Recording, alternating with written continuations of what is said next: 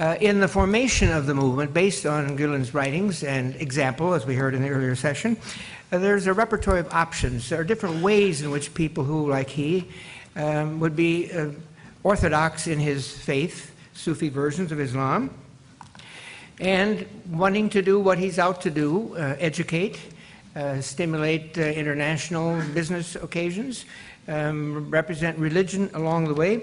And I think there are three options that we're seeing around us in the world today. When you have the other around, you destroy the other. The opposite would be convert. That is, try to make everybody like yourself. Is the movement out to do that? Some people are suspecting it. Some would see it a betrayal. You certainly betray the nature of civil dialogue if you convert a dialogical session into an attempt to convert the other. And the third option would be merger, fusion, taking all the elements that you can and coming about to a single thing. But I think that Gulen's humanism, richly informed by his piety, his knowledge, his concern, provides another model. The anti-Muslim Americans, and there are many of them, who seek political advantage from it or just speak out of fear or ignorance, when they hear the Gulen explicit Sufi Islam, they say, you know, aha, we caught you along the way. The doctrinaire Muslims, on the other hand, say, you're bartering away everything that's important to us. He says, any attempt to speak without speaking any particular language is not more hopeless than the attempt to have a religion that shall be no religion in particular.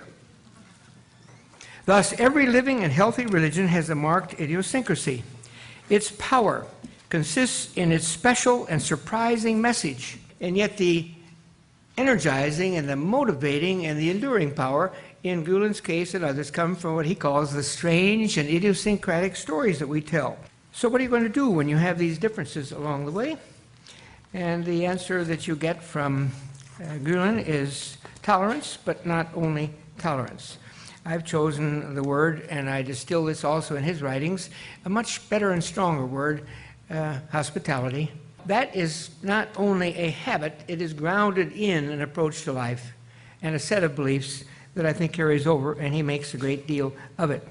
On the one hand, secularistic-like, people in doctrinaire and ideological politics are thoroughly convinced that he is out to subvert them by replacing it with a jihadist regime. And the militants in other nations, and the few that are in Turkey by comparison, again, as I said earlier, think he's giving the game away. And there's never a page in his writings where he can say, now finally we're on that great plain where there's nothing there. It's the human condition. It's simply if you live as intensely as he does and thinks as intensely as he does, he's alert to it from that perspective.